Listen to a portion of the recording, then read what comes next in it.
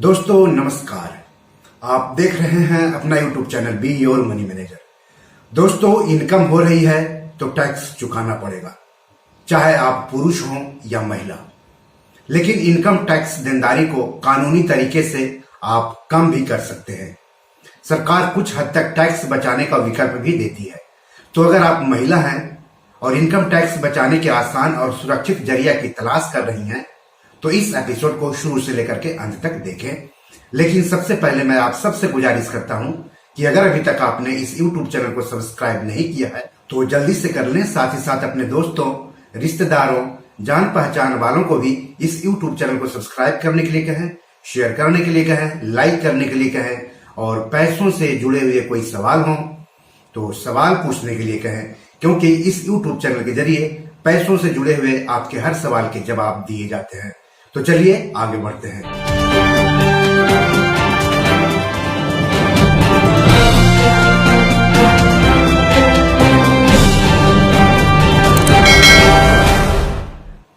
दोस्तों एक समय था जब महिलाओं को आयकर में 5,000 रुपए की अतिरिक्त छूट मिलती थी, लेकिन अब वेतनभोगी महिलाएं और पुरुषों के लिए टैक्स प्रोविजन यानी कर प्रावधान एक जैसा ही है। यानी अब महिलाओं के लिए कोई विशिष्ट कर लाभ नहीं है। हालांकि कई ऐसे तरीके हैं जिनसे भारतीय महिलाएं अपना कर बचा सकती हैं। तो कहां कहां निवेश करके आप टैक्स छूट का फायदा उठा सकती हैं, यह मैं यहां पर आपको बताने जा रहा हूं। तो इनकम टैक्स की धारा 80C के तहत हर साल 1.5 लाख रुपए तक निवेश करके आप इनकम टैक्स बचा सकती हैं, चाहे आप आम महिला हो या फिर वरिष्ठ महिला। वरिष्ठ महिला यानी जिनकी उम्र 60 साल या उससे अधिक होती है वो वरिष्ठ महिला कहलाती हैं। तो इनकम टैक्स की धारा 80C के तहत निवेश करके हर साल 1.5 लाख तक बचा सकती हैं। तो 80C में क्या क्या निवेश साधन आते हैं वो मैं आपको इसी एपिसोड में आगे बताऊंगा। दूसरा है धारा 80CCD 1B NPS। इसमें आम महिला हो या फिर वरिष्ठ महिला हर साल 50,000 रुपए तक इनकम टैक्स छूट बचा सकती है निवेश करके। फिर है मेडिकल बीमा के प्रीमियम। इस पर अगर आप आम महिला हैं तो हेल्थ इंश्योरेंस पॉलिसी लेकर के 25,000 तक प्रीमियम पर इनकम टैक्स छूट पा सकती हैं। और अगर आप सीनियर सिटीजन हैं तो हर साल 50,000 रुपए तक के प्रीमियम पर इनकम टैक्स छूट पा सकती हैं। अगर आप आम महिला हैं और अपने वरिष्ठ माता पिता के लिए भी हेल्थ इंश्योरेंस पॉलिसी लेती हैं और उस पर आप 50,000 रुपए तक एक्स्ट्रा इनकम टैक्स छूट बचा सकती हैं। यानी कुल मिलाकर के 75,000 रुपए तक हेल्थ इंश्योरेंस प्रीमियम पर इनकम टैक्स छूट बचाने के मौके हैं आपके पास हर साल। इसके अलावा अगर आप होम लोन लेती हैं तो उस पर 2 लाख तक के ब्याज पर आपको इनकम टैक्स छूट मिलेगी, लेकिन इसके लिए आपको होम लोन लेना जरूरी है। तो इस तरह से ये कुछ ऐसे तरीके हैं जिसमें निवेश करके आप इनकम टैक्स छूट का फायदा उठा सकती हैं।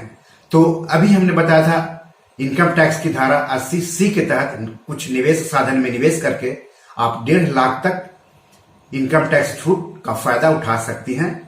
इनमें आप किसी एक निवेश साधन में 1.5 लाख का निवेश कीजिए या फिर जितने भी निवेश साधन हैं उन सब में मिला करके कीजिए, 1.5 लाख तक का ही फायदा मिलेगा आपको। तो 80C में क्या क्या शामिल है वो भी जान लीजिए। पहला है पीएफ में योगदान। पीएफ यानी प्रोविडेंट फंड। तो जो लोग नौकरी पेशा हैं उनकी सैलरी में से पीएफ कटता है आमतौर पर, तो उन्हीं को इसका फायदा मिलता है। पीपीएफ यानी पब्लिक प्रोविडेंट फंड, इसमें सरकारी कर्मचारी भी निवेश कर सकते हैं, प्राइवेट कर्मचारी भी निवेश कर सकते हैं, बिजनेस करने वाले भी निवेश कर सकते हैं। तो पीपीएफ सभी के लिए है। सुकन्या समृद्धि योजना बेटियों के लिए, अगर आप अच्छा खासा फंड इकट्ठा करना चाहते हैं तो इसमें आप निवेश शुरू कर दें। इसके अलावा है जीवन बीमा, अगर पॉलिसी खरीदते हैं तो उसके प्रीमियम भी शामिल है 80C में। 5वां है पेंशन योजना जैसे NPS। 6ठा है म्यूचुअल फंड के इक्विटी लिंक्ड सेविंग्स स्कीम्स यानी ELSS। 7वां है राष्ट्रीय बचत पत्र यानी NSC। आप पोस्ट ऑफिस में जाकर के निवेश कर सकते हैं NSC में। इसके बाद है 8वां टैक्स सेविंग बैंक FD, या फिर पोस्ट ऑफिस में भी जो 5 साल की FD होती है उसमें भी निवेश करके आप टैक्स बचा सकते हैं 80C के तहत। लेकिन ध्यान रहे, अगर आप टैक्स सेविंग एफडी में निवेश करते हैं तो समय से पहले आप पैसे नहीं निकाल सकते हैं, लेकिन जो दूसरी तरह की एफडी होती है उसमें निवेश करने पर आप समय से पहले भी पैसे निकाल सकते हैं। इसके अलावा है 9वां आवासीय लोन के मूलधन अदायगी के लिए भुगतान एटीसी में शामिल है, और होम लोन पर 2 लाख तक ब्याज पर भी आपको इनकम टैक्स छूट मिलती है। 10वां है किसी प्रॉपर्टी के पंजीकरण शुल्क या स्टैंप ड्यूटी का भुगतान करने पर छूट मिलती है एटीसी के तहत। 11वां है बच्चों के लिए किसी भी स्कूल या कॉलेज या विश्वविद्यालय या इसी तरह की संस्था को ट्यूशन फीस के रूप में किया गया भुगतान, लेकिन केवल 2 बच्चों के लिए ही, या फिर विभिन्न प्रतियोगी परीक्षाओं के लिए कोचिंग शुल्क के लिए, लेकिन 2 बच्चों तक के लिए फायदा मिलेगा। और ये सब एटीसी के तहत निवेश साधन है, जिसमें किसी एक में या फिर सभी में आप पैसे लगा करके 1.5 लाख तक इनकम टैक्स छूट का फायदा उठा सकती हैं। और 12 है SCSS यानी senior citizen savings scheme. Post office में जाकर के आप इस स्कीम में निवेश कर सकते हैं। ये सीनियर सिटीजन के लिए है। तो इन सब निवेश साधन में आप 1.5 लाख रुपए तक निवेश करके इनकम टैक्स छूट का फायदा उठा सकते हैं। तो इनकम टैक्स बचाने के लिए आसान और सुरक्षित निवेश साधन की तलाश में है तो अब घबराने की जरूरत नहीं है। ऊपर बताए गए निवेश साधन में पैसा लगाकर आप इनकम टैक्स बचा सकती हैं।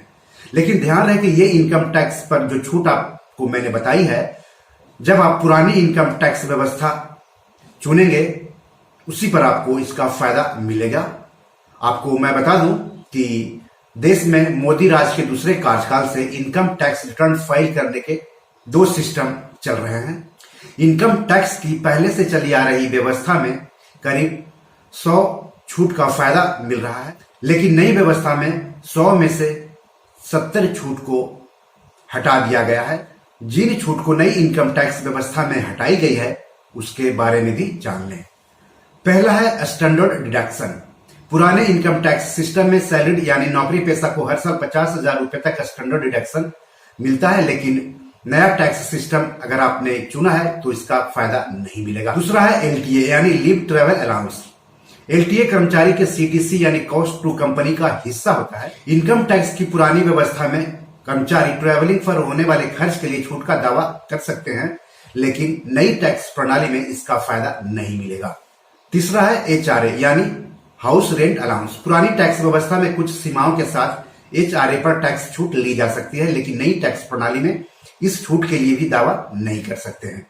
चौथा है एंटरटेनमेंट अलाउंस। पुरानी व्यवस्था में कुछ कर्मचारियों के लिए इनकम टैक्स एक्ट के सेक्शन 16 के तहत यह अलाउंस डिडक्शन की लिस्ट में आता है, लेकिन नए सिस्टम में सभी के लिए यह छूट खत्म कर दी गई है। 5वां है होम लोन ब्याज पेमेंट पर छूट। पुराने सिस्टम में होम लोन के ब्याज के पेमेंट पर टैक्स छूट मिलती है। ब्याज के लिए इनकम टैक्स कानून के सेक्शन 24B के तहत 2 लाख तक का डिडक्शन मिलता है, लेकिन नए सिस्टम में होम लोन पेमेंट पर छूट नहीं मिलेगी। छठा है सेक्शन 80C के तहत मिलने वाली छूट। पुराने सिस्टम में सेक्शन 80C के तहत इन्वेस्टमेंट के कई ऐसे विकल्प हैं जिन पर टैक्स में फायदा मिलता है, जैसे कि मैंने आपको ऊपर बताया है। इनमें PF, PPF, VPF, ELSS, mutual fund, Sukanya Samriddhi Yojana, tax saving FD, post office deposit, NPS, NSC, SCSS, NABARD bond, 2 बच्चों की फीस, होम लोन का मूलधन, लाइफ इंश्योरेंस का प्रीमियम, किसी प्रॉपर्टी के पंजीकरण शुल्क या स्टाम्प ड्यूटी का भुगतान इत्यादि। लेकिन नए सिस्टम में सेक्शन 80C के तहत मिलने वाली छूट खत्म कर दी गई है। तो अगर आप 80C के तहत की छूट का फायदा उठाना चाहते हैं तो आपको पुरानी इनकम टैक्स व्यवस्था चुननी पड़ेगी। अगर आप नई व्यवस्था चुनते हैं तो आपको इस छूट से वंचित होना पड़ेगा। 7वां है हेल्थ इंश्योरेंस प्रीमियम।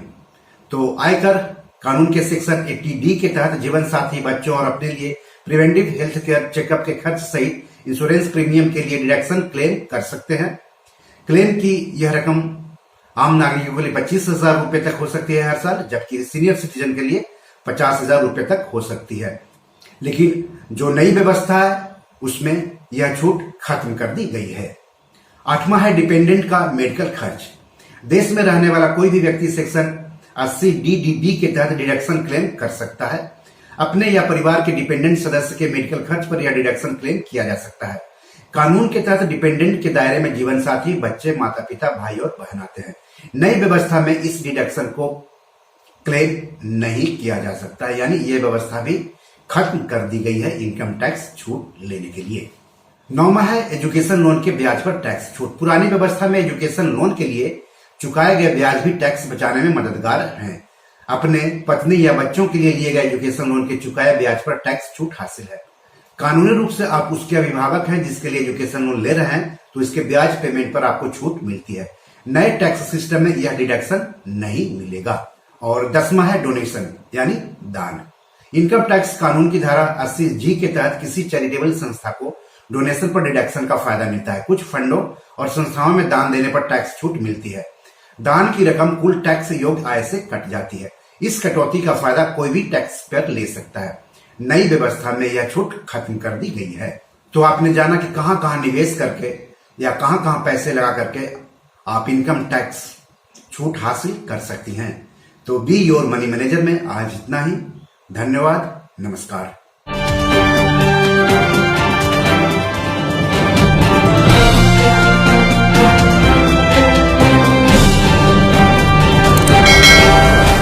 दोस्तों, ये मेरी 7 किताब है जो कि amazon.com पर पब्लिश है। आप इसे डाउनलोड करके पढ़ सकते हैं।